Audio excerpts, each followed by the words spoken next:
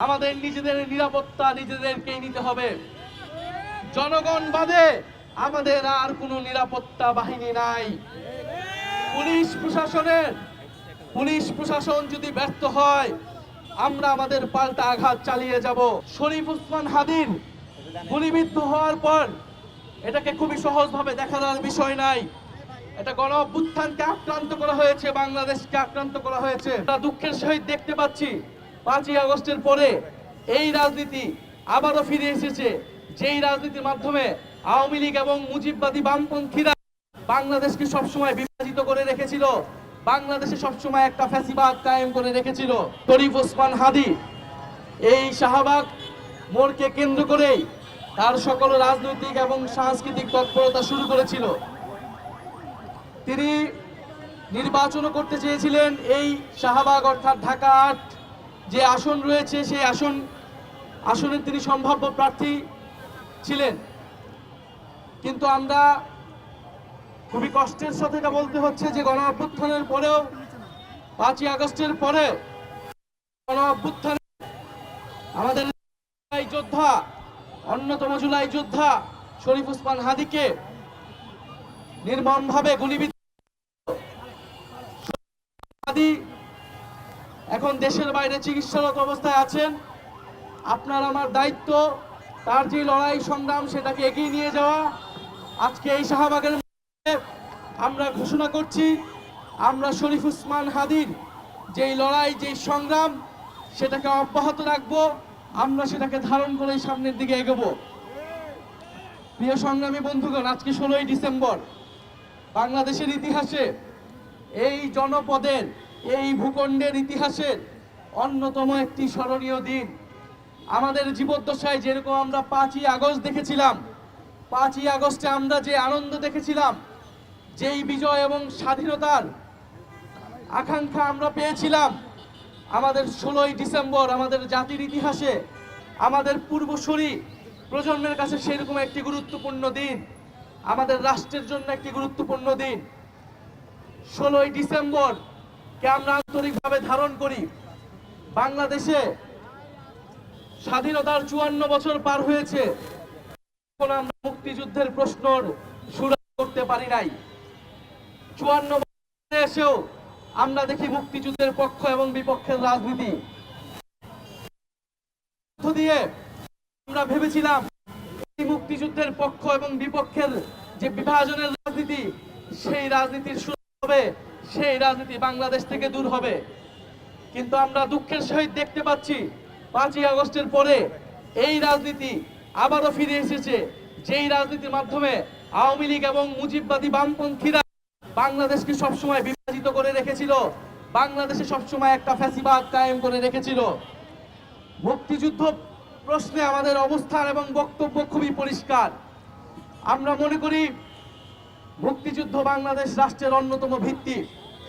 আমরা মনে করি 1947 এবং তার পূর্ববর্তী সময়ে বাংলাদেশের মানুষ আজাদির জন্য উপনিবেশবাদ বিরুদ্ধে যে লড়াই শুরু করেছিল, তার অন্যতম পরিণতি হচ্ছে 1971 সালের মহান।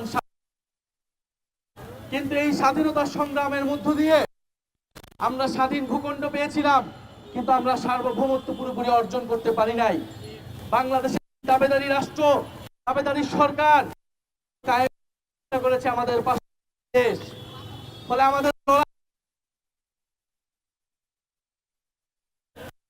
আমরা ধারণ করি, কিন্তু মুক্তিযুদ্ধের কোন আকাঙ্ক্ষা, মুক্তিযুদ্ধের সাম্য, মানবিক মর্যাদা এবং সামাজিক সুবিচারের আকাঙ্ক্ষা, নাকি মুক্তিযুদ্ধ পরবর্তী সময়ে 72-এর মুজিববাদের আকাঙ্ক্ষা?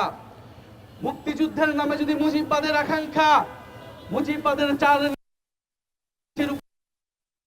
তা আমরা ভাবে প্রত্যাঘাত করব। গণ অভ্যুত্থানের মুক্তিযুদ্ধের নামে যেই ফ্যাসিবাদ কায়েম করা হয়েছিল, যা মূলত ছিল মুজিববাদী আকাঙ্ক্ষা, তার বিরুদ্ধে বাংলাদেশের মানুষ, বাংলাদেশের তরুণরা গণ অভ্যুত্থান করেছিল। ফলে মুক্তিযুদ্ধের যে প্রকৃত আকাঙ্ক্ষা, সেই আকাঙ্ক্ষাকে আমরা আওয়ামী লীগের ফ্যাসিস্ট রাজনীতির বয়ান থেকে নতুন বাংলাদেশে প্রতিষ্ঠিত করেছি 5ই আগস্ট। প্রিয় বাংলাদেশের জনগণ, আমরা দেখছি রাজনীতিতে জাতীয় রাজনীতিতে ধর্মের নামে ভোট চাওয়া হচ্ছে। বাংলাদেশ 90% মুসলমানের দেশ। এখানে আওয়ামী লীগ এবং তার সহযোগী যারা ভারতের পারপাস সার্ভ করে এরকম সবগুলো দল বাদে বাকি সকল দল জামাত এনসিপি সহ বাংলাদেশের মুসলমানদের স্বার্থ রক্ষা করে এই রাজনীতি করে। ফলে এখানে যেমন মুক্তিযুদ্ধের নামে দেশকে বিভাজন করা যাবে না, ইসলাম দেশকে বিভাজন করা যাবে না। মুক্তিযুদ্ধ এবং ইসলামকে মুখোমুখি দাঁড় করার যে রাজনীতি গত 54 বছর হয়েছে, সেই রাজনীতি থেকে আমরা বের হয়েই নতুন বাংলাদেশ বিনির্মাণ করব। ইসলামও আমার, মুক্তিযুদ্ধ আমার, জুলাইও আমার। এগুলো একে অপরের অবিচ্ছেদ্য অংশ। যারা এগুলোকে বিভক্ত করতে চায়, তারা এই ফ্যাসিবাদ কায়েম করতে চায়, তারা এই জাতিকে বিভক্ত করতে চায়। ফলে আজকে 16ই ডিসেম্বর আমাদের যেই সংকল্প, যে 1947 সালের আজাদীর লড়াই, 71-এর মহান মুক্তিযুদ্ধ এবং 24-এর জুলাই বিপ্লব, সেই বিপ্লবের এই লড়াইয়ের আকাঙ্ক্ষা ছিল সাম্য, মানবিক মর্যাদা এবং সামাজিক সুবিচার, বৈষম্যহীন একটি রাষ্ট্র এবং গণতান্ত্রিক একটি রাষ্ট্র করা। বাংলাদেশে আমরা সেই লড়াই শুরু করেছি, আধিপত্যবাদ বিরোধী লড়াই আমরা শুরু করেছি। এই লড়াই আমাদের অব্যাহত থাকবে। আজকে 16ই ডিসেম্বর আমরা আগ্রাসন বিরোধী যাত্রা করেছি। 1972 সালের 16ই ডিসেম্বর আগ্রাসন বিরোধী কর্মসূচি পালিত হয়েছিল। সেই লড়াই আমরা শুরু করেছিলাম 71 সালের মধ্যেই। মেজর জলিলরা সেই লড়াই শুরু করেছিল, ভাসানীরা সেই লড়াই শুরু করেছিল। আমরা সেই লড়াইকে ধারণ করি। আজকে আমরা আমাদের জাতীয় 5 নেতার ছবিকে জাতির সামনে রেখেছি। আমরা মনে করি বাংলাদেশের এই স্থপতিরা যে আকাঙ্ক্ষা নিয়ে রাজনীতি করেছিলেন, জাতীয় নাগরিক পার্টি সেই আকাঙ্ক্ষাকে ধারণ করে এগিয়ে নিয়ে যাবেন। প্রিয় সংগ্রামী উপস্থিতি, এই মুহূর্তে আমাদের করণীয় কর্তব্য করতে হবে। শরীফ ওসমান হাদির গুলিবিদ্ধ হওয়ার পর এটাকে খুবই সহজভাবে দেখার বিষয় নাই। এটা গণ অভ্যুত্থানকে আক্রান্ত করা হয়েছে, বাংলাদেশকে আক্রান্ত করা হয়েছে। এই মুহূর্তে আমাদের কর্তব্য হচ্ছে দুইটি। প্রথমত, আমাদের নিজেদের নিরাপত্তা নিজেদেরকেই নিতে হবে। জনগণ বাদে আমাদের আর কোনো নিরাপত্তা বাহিনী নাই। পুলিশ প্রশাসন যদি ব্যর্থ হয়, আমরা আমাদের পাল্টা আঘাত চালিয়ে যাব। কিন্তু আমরা এখনো সরকারের উপর আস্থা রাখতে চাই। আমরা চাই আইনের শাসন প্রতিষ্ঠা হোক। অতি দ্রুত সময়ের মধ্যে শরীফ ওসমান হাদির খুনিদেরকে খুঁজে গ্রেফতার করা হোক। জনগণের কাছে আমাদের আহ্বান, আপনারা প্রত্যেকটা গ্রামে, প্রত্যেকটা মহল্লায়, পাড়ায় আধিপত্যবাদ বিরোধী, সন্ত্রাস চাঁদাবাজ বিরোধী কমিটি গঠন করুন। নিজেরা ঐক্যবদ্ধ থাকুন। জুলাই অভ্যুত্থানে কোনো পুলিশ প্রশাসন ছিল না, কিন্তু আপনারা আমরা মিলেই নিরাপত্তা বেষ্টনী তৈরি করেছিলাম।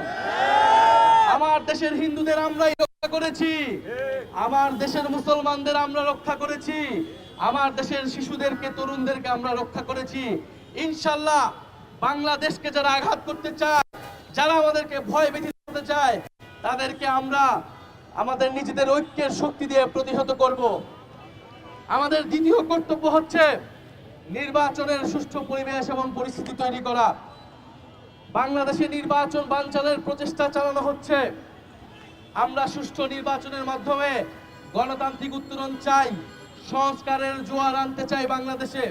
ফলে যারা জাতীয় নাগরিক মনোনয়ন পেয়েছেন এবং অতি দ্রুত সময়ের মধ্যে আমরা বাকি আসনগুলোতেও মনোনয়ন দিয়ে দিব, আমরা আগামীকাল থেকে এই মাঠে নামবো। হাদির আকাঙ্ক্ষা এবং চেতনাকে আমরা জনগণের কাছে যাব। সংস্কারের পক্ষে আমরা আমাদের যে নতুন বাংলাদেশের আকাঙ্ক্ষা, সেই বাংলাদেশের আকাঙ্ক্ষা মানুষকে শোনাবো। ফলে নির্বাচন কমিশনের যে বিধিবিধান রয়েছে, সেই বিধিবিধানকে মেনে আপনারা রাস্তায় নামুন, আপনারা নির্বাচনী কার্যক্রম শুরু করুন, প্রস্তুতি শুরু করুন। আমরা দেখিয়ে দিব, শেখ শরীফ ওসমান হাদিকে গুলি করা হলেও হাজার হাজার শরীফ ওসমান হাদিরা তার গণঅভ্যুত্থানের আকাঙ্ক্ষা নিয়ে জনগণের দরজায় দরজায় যাবে। ফলে এই নির্বাচনকে যতভাবেই চেষ্টা করা হোক না কেন প্রতিহত করার, আমরা সংস্কার, বিচার এবং নির্বাচনের যেই আমাদের দাবি ছিল গণঅভ্যুত্থানের পরবর্তী সময়ে, সেই দাবি অনুযায়ী আমরা নির্বাচনের দিকে আগাবো এবং জাতীয় নাগরিক পার্টি দ্রুত সময়ের মধ্যে তার বাকি আসনগুলোতে মনোনয়ন দিয়ে যারা এখন জাতীয় নাগরিক এই যাত্রায় যুক্ত হতে চান, আপনারা যোগাযোগ করুন। শরীফ ওসমান হাদিকে গুলিবিদ্ধ করে যদি মনে করা হয় যে ভয় দেখানো হবে জুলাই যোদ্ধাদের, তারা রাস্তায় নামবে না, তারা নির্বাচনী কাজ করবে না, দেশে নির্বাচন হবে না, তাদেরকে আমাদের দেখিয়ে দিতে হবে আমরা কাউকে ভয় পাই না। শরীফ ওসমান হাদি একটি রিক্সা, একটি ভ্যান করে মুড়িয়ার বাতাসা নিয়ে তার 5 জন সহযোদ্ধা নিয়ে একা একা মানুষের কাছে যেত, মসজিদে মসজিদে গিয়ে লিফলেট দিত, তার স্বপ্নের কথা বলতো, তার প্রতিশ্রুতির কথা বলতো।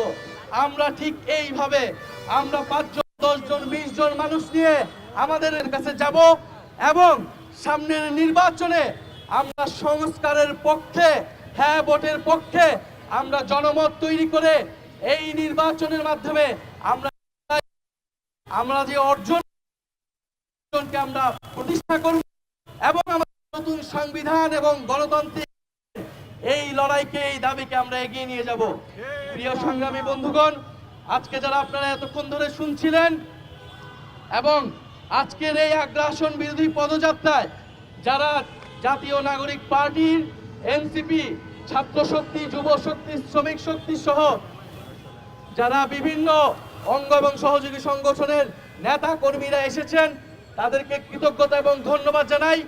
বাংলাদেশের মানুষ, ঢাকা শহরের মানুষ আজকে আমাদের মেসেজটি পেয়েছে।